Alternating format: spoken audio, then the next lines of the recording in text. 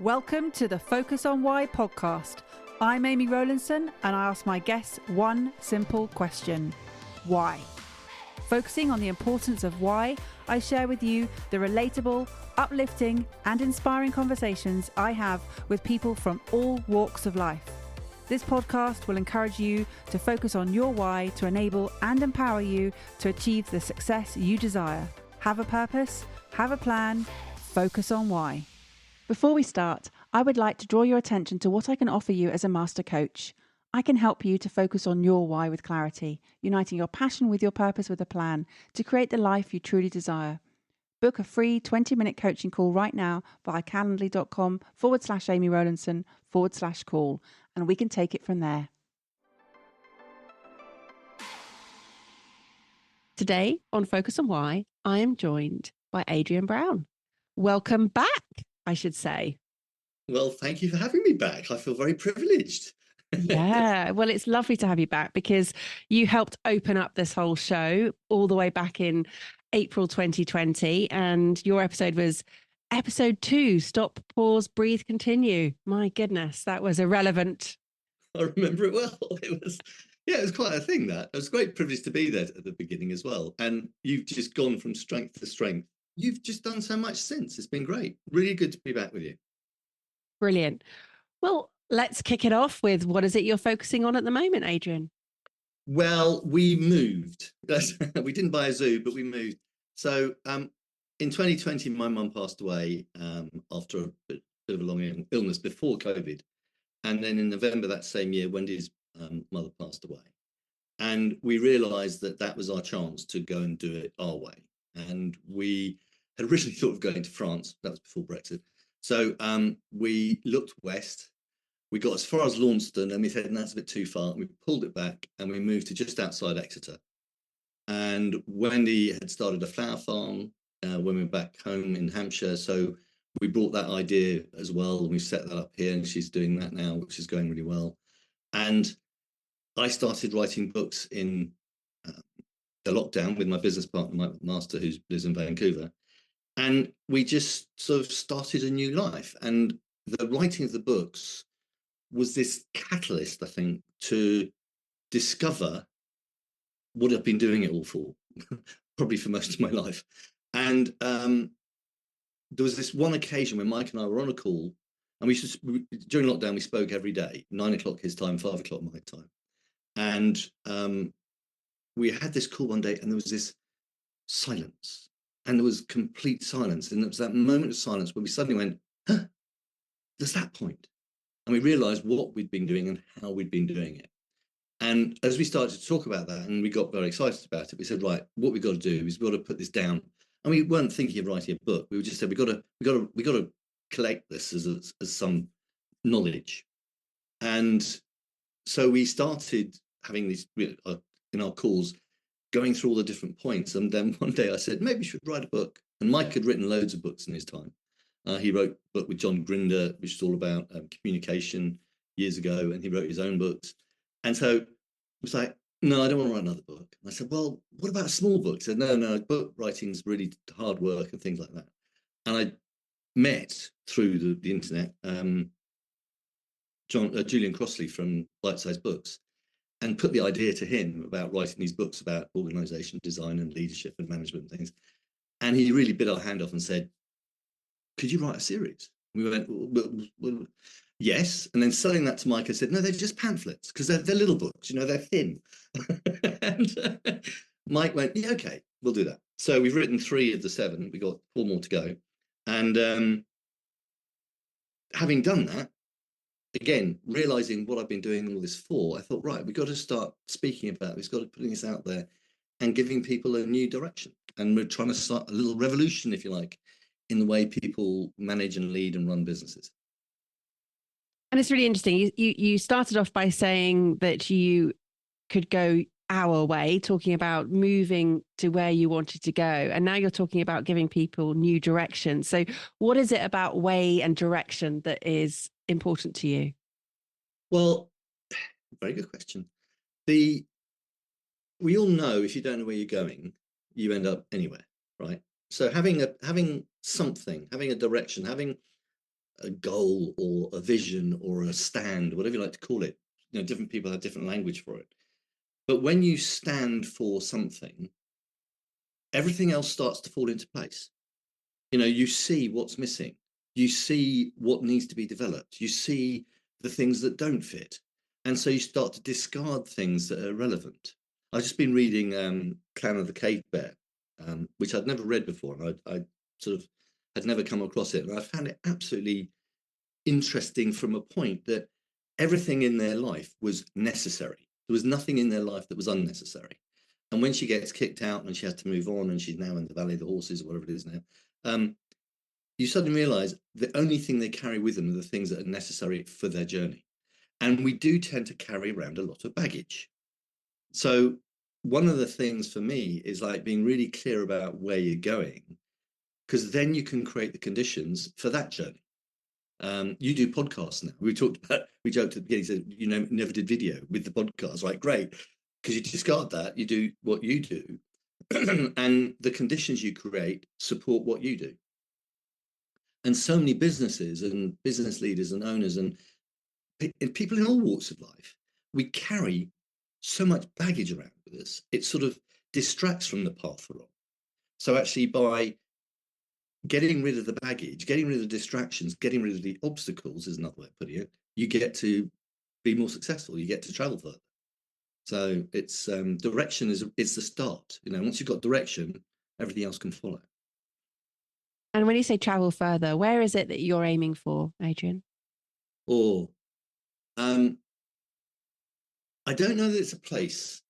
I think it's more of a way of being for me, because I had a very old friend of mine who lives in Australia who looked at me one day and he said, Adrian, you could live in a caravan, a castle, a flat, a tent, or under a bus shelter, and you'd be happy. Because wherever you are, you make it work for you. And so it's not so much the place, but it's being able to make it work for me. So for me, where am I moving to? I'm moving to a place where I get to be able to do what I love, which is helping people grow and that means so many different things to so many different people, with my family around me, with my wife with me, as healthy as I can be, but busy. I hate not being busy. And I think lockdown for me was hard because I wasn't busy. I wasn't being used up. There was a lot of pent up energy. Some people fidget. I don't so much fidget. I wait, and then when I'm given the opportunity, I get busy. And so I'm always wanting that opportunity to be busy. And in our previous conversation, when we recorded the first episode, it was about, the title was called Stop, Pause, Breathe, Continue. Mm-hmm. And it's interesting that does give this time for reflection, time for being able to rethink what's going on. And that's, even though that doesn't sound as though it's busy, it's still involving thought. Oh, yeah, absolutely.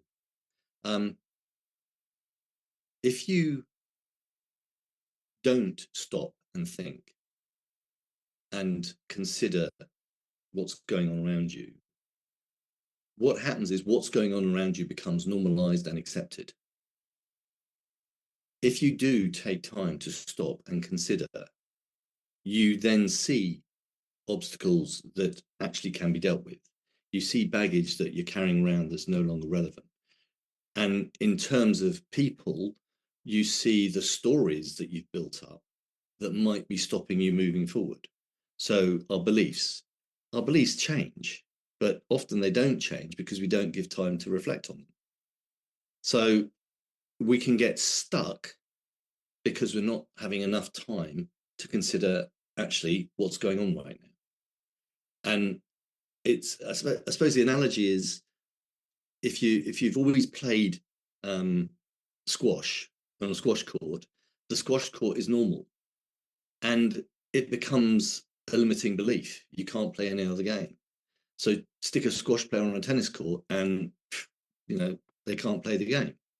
So you've got to find ways of checking what's going on in your environment, seeing what's in your environment, seeing if it's beneficial or detrimental, seeing if it's helping you or not helping you, seeing if it's holding you back, or seeing if it's giving you, and this is, I think, a really powerful way of looking at it, seeing if it is giving you a constraint to operate within. And there's a lovely phrase, which is embrace the beautiful constraints. And as a leader or as a business owner or as just a person living a life, if you're aware of the constraints as constraints and not problems, then it gives you the freedom to operate within those constraints. Go back to the tennis court, the constraints of the lines, the net, the ball, the racket, the rules of the game, the rules of the etiquette. And then you get the freedom to go and play tennis. And then you get the wide variety of different types of tennis being played and different people playing tennis, but it's within the constraints. So you get limits, but they're limits that allow you to perform. Does that make sense? Yeah, I get it. Parameters to perform within. Absolutely. And it's really interesting that you bring an analogy of sport into this conversation again, because I remember last time we spoke, you also spoke about playing tennis and then realizing that what was coming back was archery. And it was because we were in lockdown and it was a very different sort of, the parameters were sort of restrictive, and it was absolutely the case.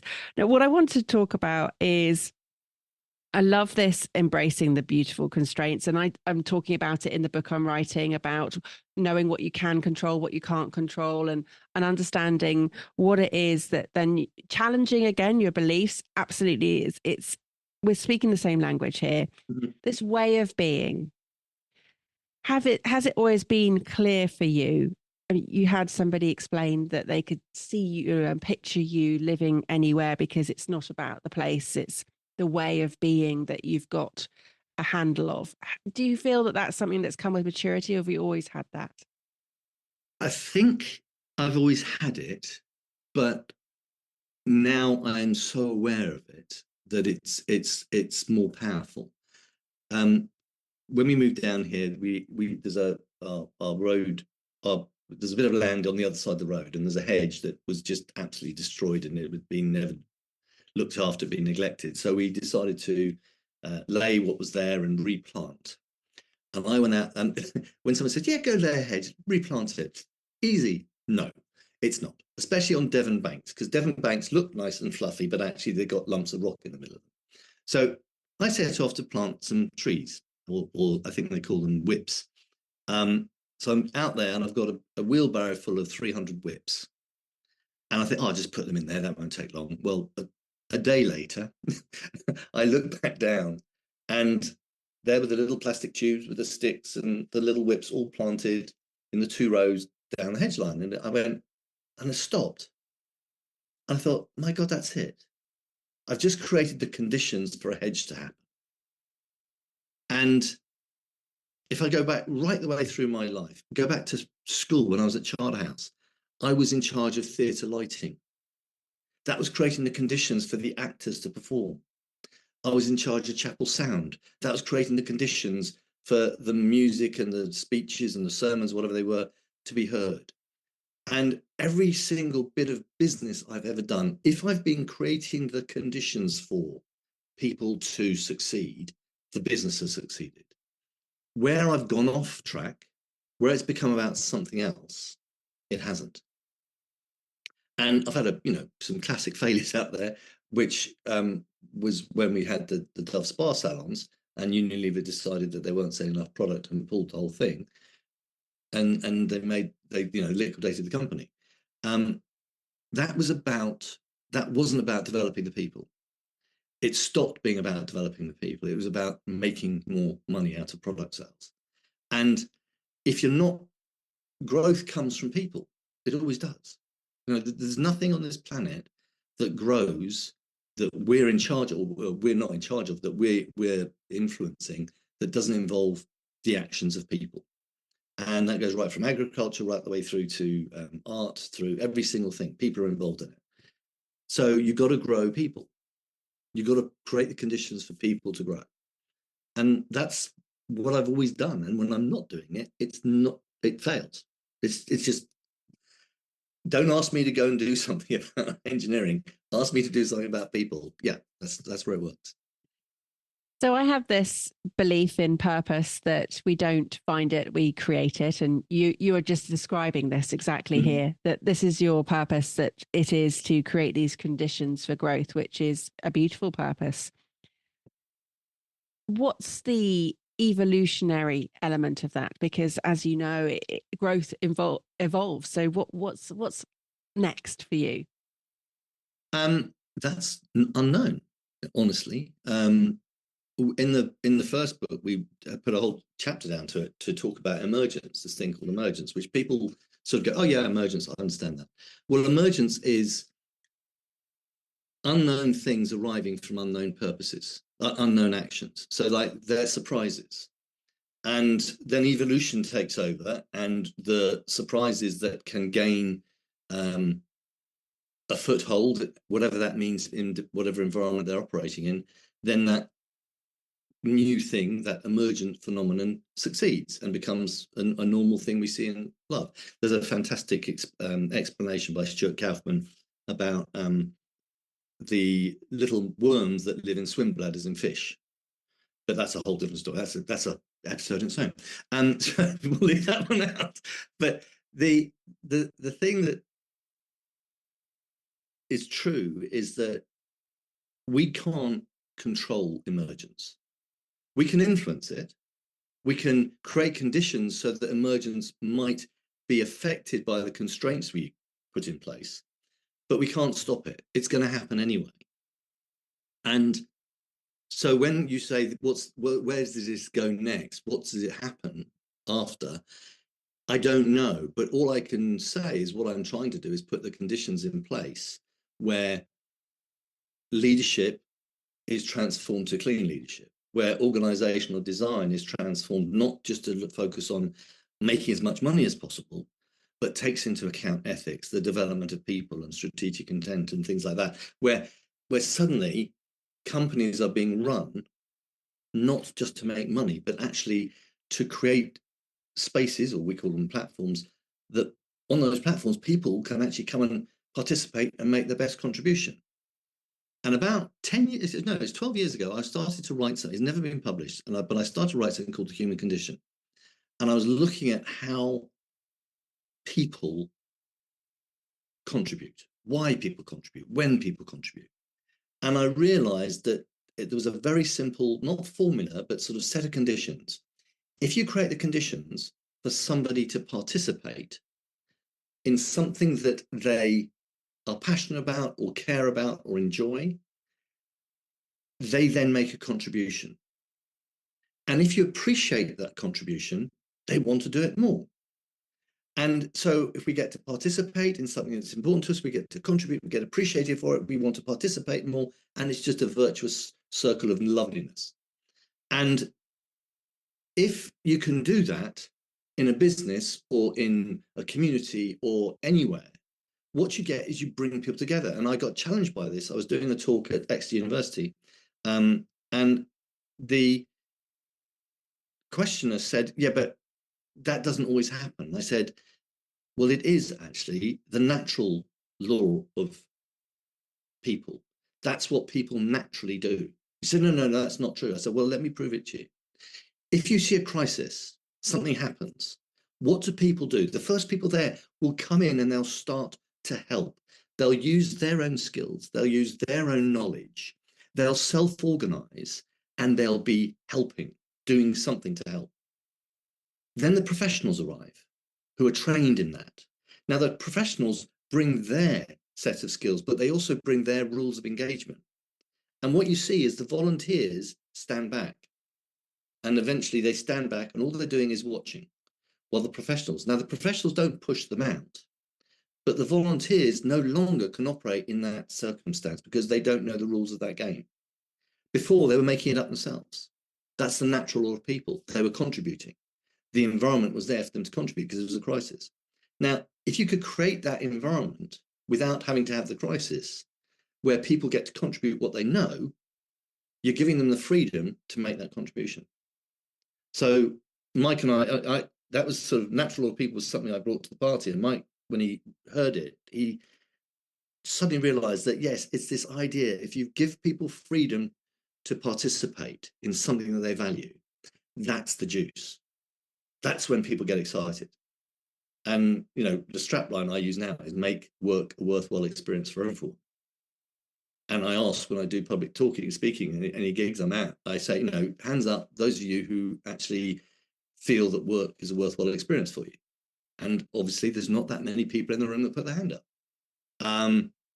And the ones that do, when I start to qualify, they go, yeah, not every day. Okay, fine. No, not every day is better than not at all.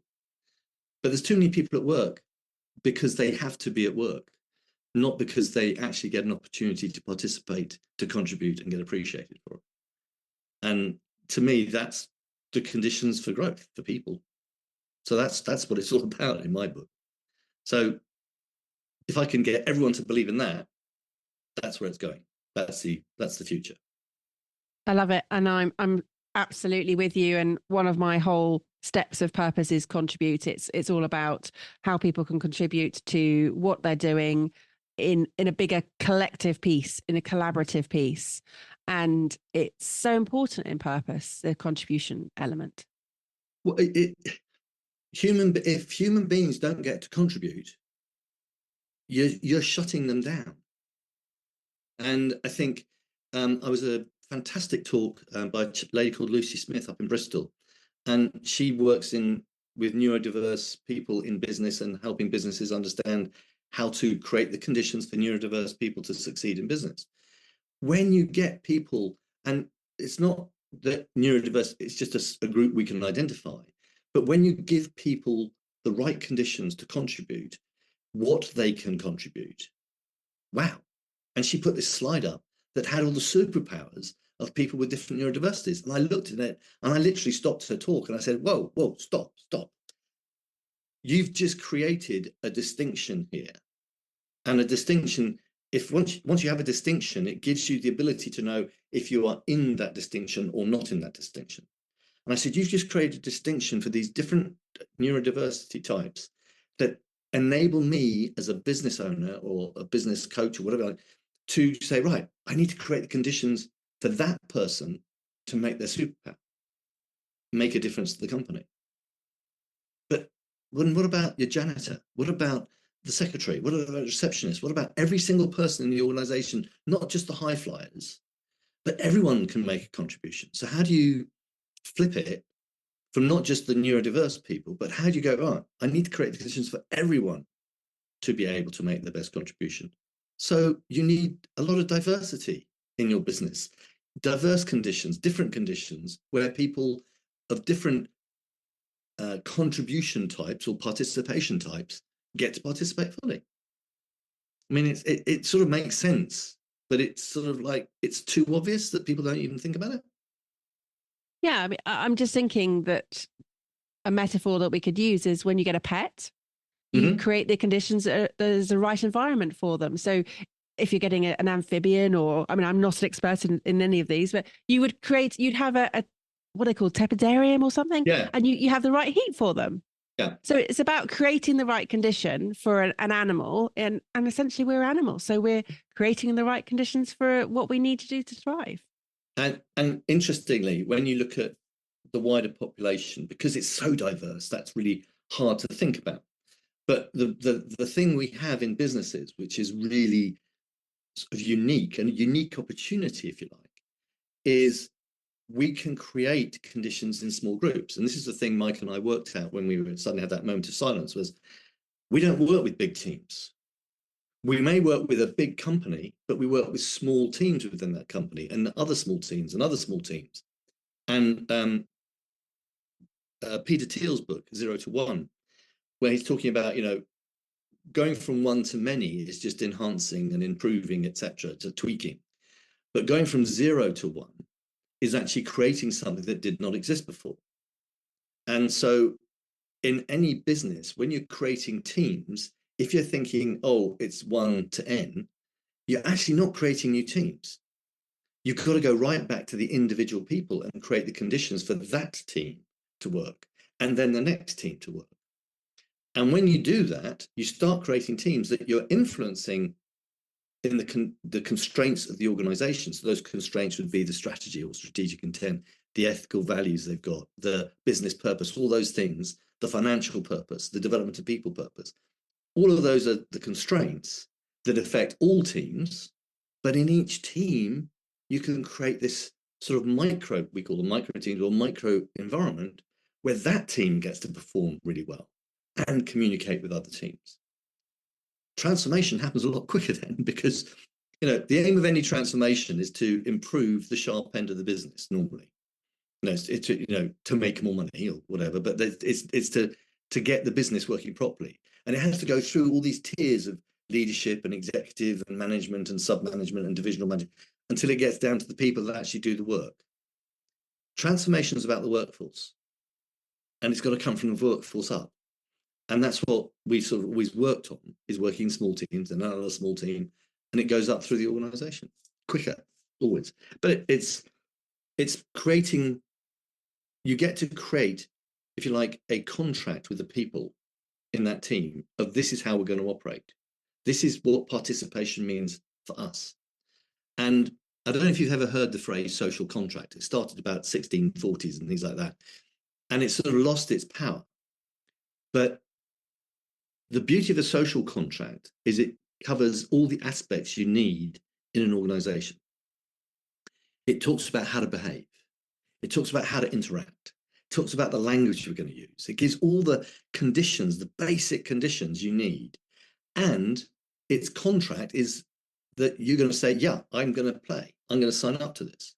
So there's these two things, the way of being and this contractual obligation brought together for that particular group and the next group and the next group. And you may have a global social contract in an organization or a company, but every single one of them fits with underneath it. They're all subsets of it. Now, wouldn't it be great if we had that in the world? But try and figure out what the global one's going to be. I think we'll have a bit of a challenge to get that. But that's the way we're going to solve things like climate change. But, get there one day. Another conversation. And when you do that, what I love is you create a platform. Not a platform that is rigid and solid, but a platform that's really created out of language and communication, that people can come and be members of that platform, make their best contribution, be appreciated, live for the platform, if you like, live on the platform, be part of the platform. And that's when companies really come alive. Or societies or communities or anything, really. That's when you get something special. Yeah, any entity that you create. So I just want to come back to the talk that you stopped. Did you say Lucy Smith? Yeah. Yeah. So you stopped her talk. What happened after you'd stopped it because of the distinction? Well, her comment was, yes, you're right. And she hadn't thought about it like that. She hadn't thought about it from the lens of a distinction. There was the sponsor lady who's from a law firm who'd actually sponsored the event, who had been talking about their new office reorganization that they'd done. And I sort of half cheekily said, and of course you considered that before the reorganization, didn't you? Not.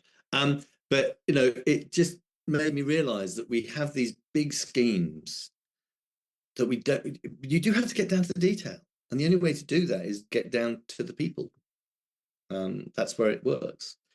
I mean, it was a very good talk. I mean, she's a very, she'd be a good person to speak to. She's a very, very nice lady. And I think, go. Sorry? Yeah, no. Yeah, what were you going to say? That, I think people like Lucy and there are others who have spotted this, or spotted distinctions in people. And we know that some people are more creative and some people are more process-driven. Human beings aren't linear, really. We are very non-linear things, but we are independently intelligent. And there's Peter Senge did all his systems theory stuff, which was very linear. He thought it was non-linear, but actually his branches were still linear. It was only going one way at a time. Where actually Mike did work at the Santa Fe Institute, and they were working on complex adaptive systems theory. And Mike worked with that and tried to pull that along with a few others and apply it into the business world. And it didn't fit. And they couldn't figure out why it didn't fit. So they did more analysis, more testing, more experiments. And then one day, literally one day, realized that it was the people that were the issue. Because they were looking at complex adaptive systems that were almost inert. But now when you look at complex adaptive systems and you have people in them, you have intelligence and you have independent intelligence. And so Mike coined the phrase intelligent complex adaptive systems. And that's where we started to realize, yeah, if you can identify the elements that are required and influence them in the way that you want them to go in the direction of travel, then an intelligent complex adaptive system is the most powerful thing. Now, we call them organizations, but that's what they are. They are organizations that live through intelligent complex adaptive system theory, which is why, small, tiny little things can change a business. You don't have to be massive, big things. Small little cultural or changes in conditions will affect the culture, and that will change the business. And that's why you don't need to swamp a business with a new idea. You just need to work with the people and almost give them a little challenge, change a little condition, and let that ripple through the company. Yeah, I love it. And where we started on this conversation, from starting a new life in you moving into a new area, physically in location, and it has been this constant evolution through the conversation of different direction, but still with the underlying constant of creating conditions. Everything that you've done through making the hedge happen and making these books happen, everything has been a case of creating the right conditions. And you're right. I mean, it will be a case of, we don't know what ripples will come as a result of what you're doing, and as a result of this conversation, and as a result of what happens thereafter. It is an emergence of, and it's beautiful. And that's what life is, right? And I remember at school, as a young person, you almost taught like, this is how life works. No, it was like a linear, this is what's going to happen to your life. And they never taught anything about emergence. Evolution was talked about as survival of the fittest, but they never talked about, well, how did that thing come about before evolution took over?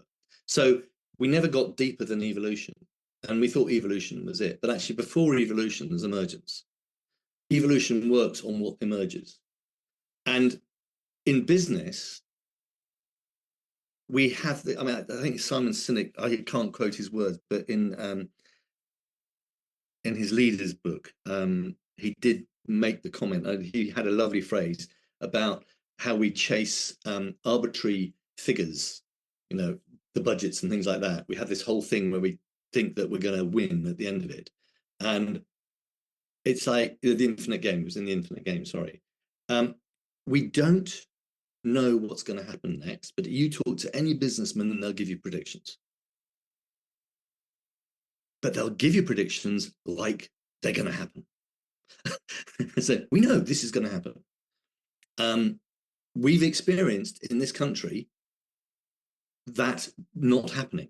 I mean, Brexit is a classic example of everyone telling us what was going to happen, and hardly any of it has happened the way anyone said it was going to be. Why?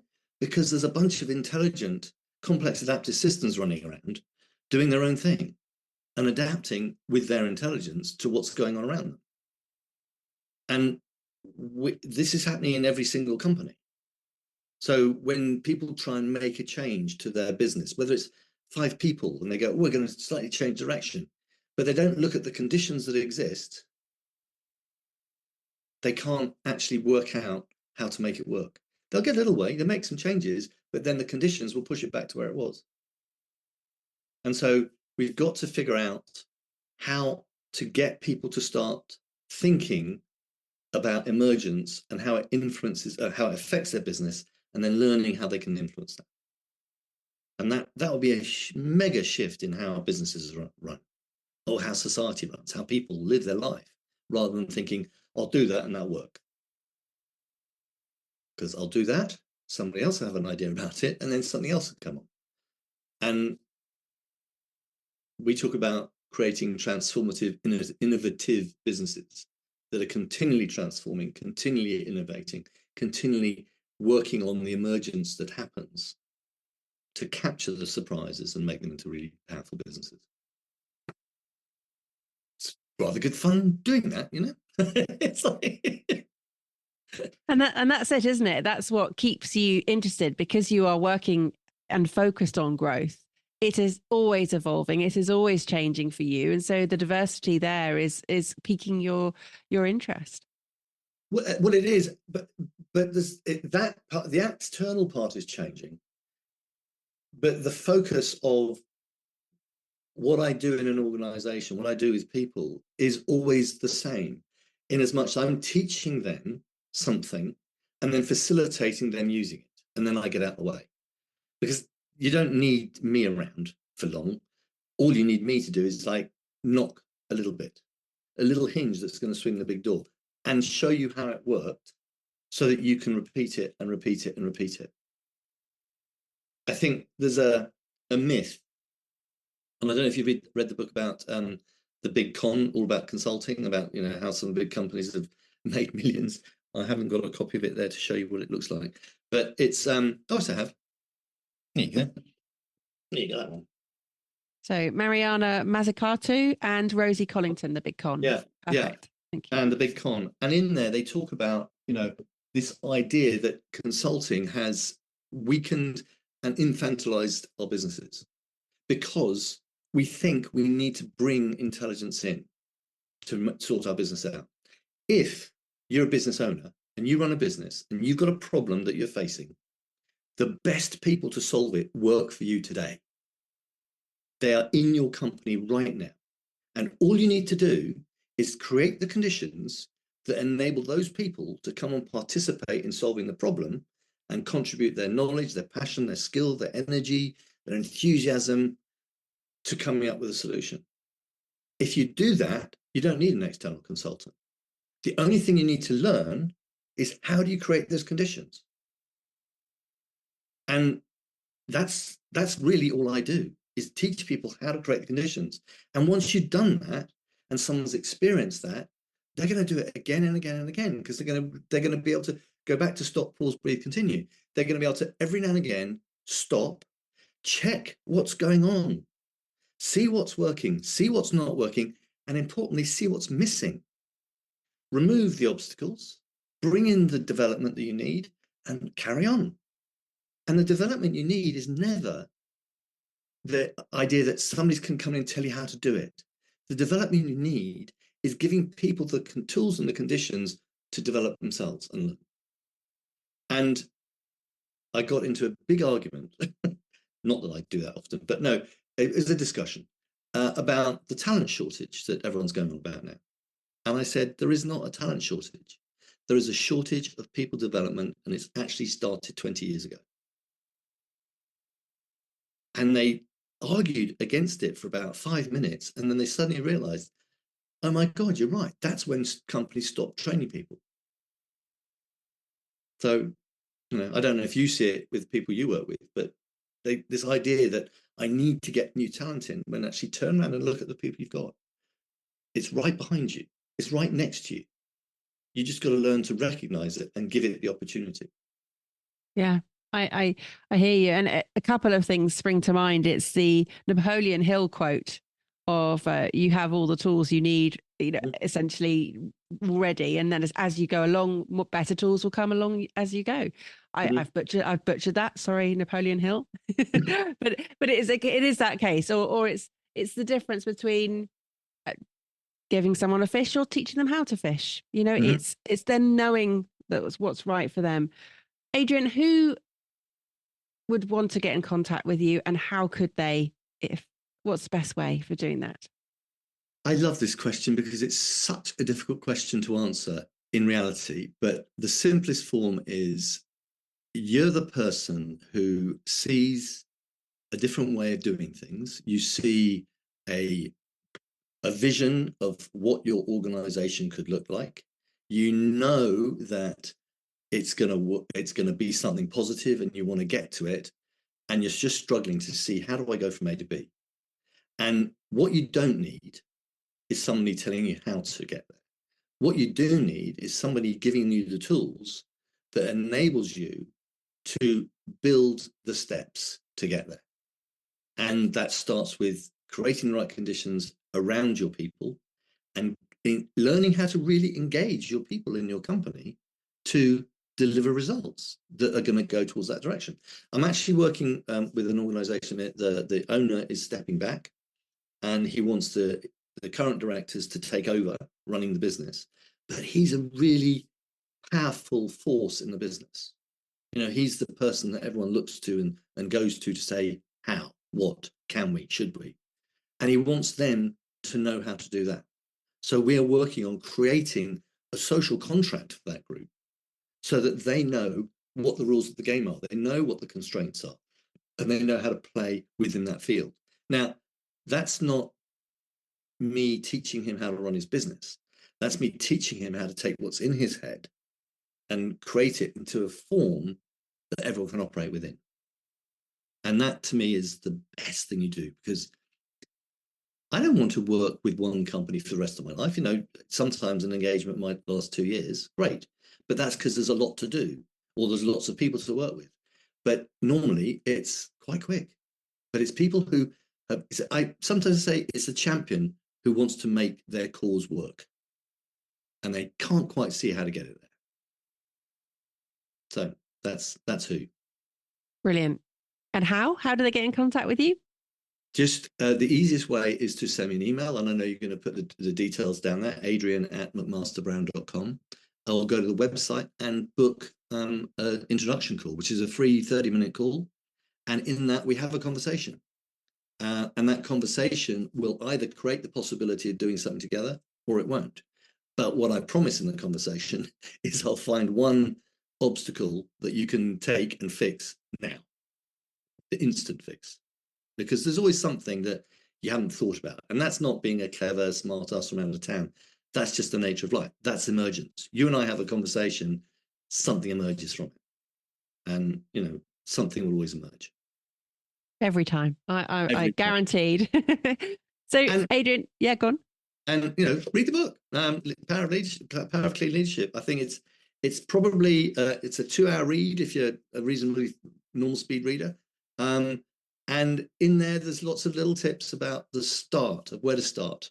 And one of it's about how to communicate and engage your people. Fantastic.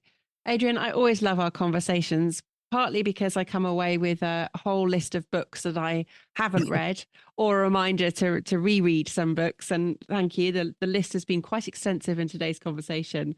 But thank you so much for coming back and sharing why you do what you do, and also to the little bit of what you've been doing and how you've been doing it, and having that insight in understanding that it really is about creating conditions for growth, which is a beautiful purpose to have and to continue with for the rest of your days on the planet. So thank you. It's been an absolute pleasure.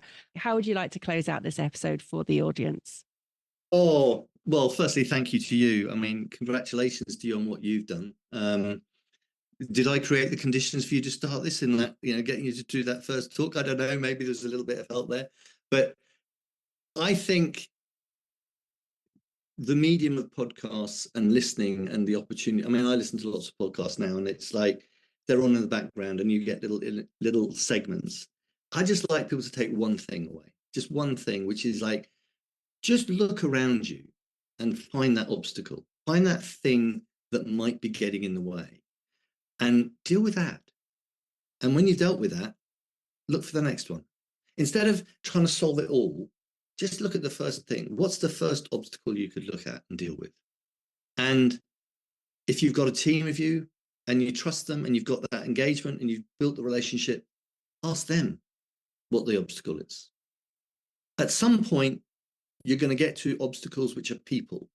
and people's beliefs and people's stories and people's, story about how things should be. It gets a bit more complicated then. But don't make people wrong. Listen to them, because what they're doing is they're expressing their view, and their view might have huge value. You just got to be able to walk around the object, walk around the problem and see it from their side to understand what they're seeing, because that may change how you think about things and think about the problems. So just find one obstacle and see if you can just solve that, because the smallest obstacle can break the problem completely open. So just work on that. And if that's all you take away from today, job done.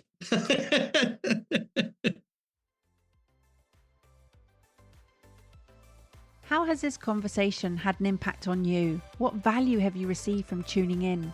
What are your reflections with actions? Please take a moment to leave me an Apple Podcast or Spotify review sharing how Focus on Why has made a difference to you today. Remember, the conversation doesn't end here. To keep it going, simply connect with me on LinkedIn, Instagram, Facebook or Twitter, or join the Focus on Why Facebook group. All the links are in the show notes. Have a purpose, have a plan, focus on why.